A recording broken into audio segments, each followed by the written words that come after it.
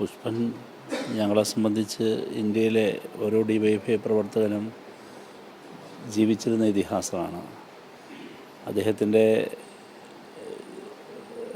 ജീവിതം വളർന്നു വരുന്ന ഓരോ തലമുറയിൽപ്പെട്ട ഓരോ ആൾക്കും എല്ലാ അർത്ഥത്തിലും പാഠപുസ്തകമാണ്. ഒരു കമ്മ്യൂണിസ്റ്റുകാരൻ എങ്ങനെയാണ് ഓരോ സാഹചര്യത്തെയും നേരിടേണ്ടത് എന്നതിന് പുഷ്പനോളം നല്ല പാഠപുസ്തകം ചരിത്രത്തിലുണ്ടായിട്ടില്ല എന്ന് പറയാം. 29 വർഷത്തിലധികം 3 പതിറ്റാണ്ടോളം നീണ്ട അദ്ദേഹത്തിൻ്റെ സഹനശയ്യയിൽ അദ്ദേഹം ഒരിക്കൽ പോലും തൻ്റെ രാഷ്ട്രീയ ആശയത്തെ ഒരു ചെറിയ നിമിഷാർദ്ധ നേരത്തേക്ക് പോലും കൈവിട്ടിട്ടില്ല.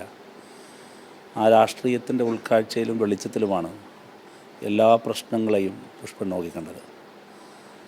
അപ്പോൾ ജീവിതത്തിലുടനീളം പുഷ്പൻ ഒരു നല്ല കമ്മ്യൂണിസ്റ്റായിരുന്നു, അങ്ങേയറ്റത്തെ കമ്മ്യൂണിസ്റ്റ്.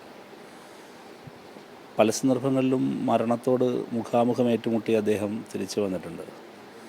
ഒരു ഘട്ടത്തിലും അദ്ദേഹത്തിൻ്റെ മുഖത്ത് പതർച്ചയുടേതോ വിഷമത്തിൻ്റേതോ ആയ ഒരു കാര്യവും ഉണ്ടായിരുന്നില്ല. എപ്പോഴും അദ്ദേഹത്തിൻ്റെ മുഖത്ത് നിറഞ്ഞു നിന്നിരുന്നത് ആത്മവിശ്വാസത്തിൻ്റെ തിളക്കാണ്.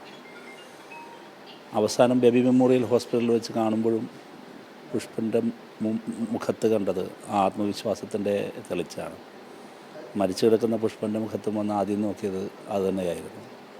അതേ ആത്മവിശ്വാസത്തിൻ്റെ തിളക്കവുമായിട്ടാണ്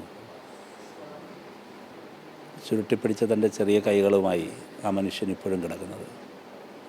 പുഷ്പൻ ഞങ്ങളുടെ എല്ലാം മനസ്സിൽ അണയാത്ത ഒരു തീയായി, കത്തുന്ന ആ മുഖമായി എന്നും ഉണ്ടാവും.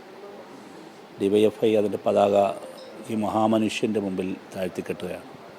രാജ്യത്തെമ്പാടുമുള്ള DYFIയുടെ പ്രവർത്തകർ, DYFIയുടെ അംഗങ്ങൾ ഇതിൽ നിന്ന്, ഈ മനുഷ്യനിൽ നിന്ന്, ഈ ജീവിതത്തിൽ നിന്ന്, ഇതിഹാസ സമാനമായ ഇദ്ദേഹത്തിൻ്റെ ജീവിതത്തിൽ നിന്ന് പഠിക്കും, മുന്നേറും.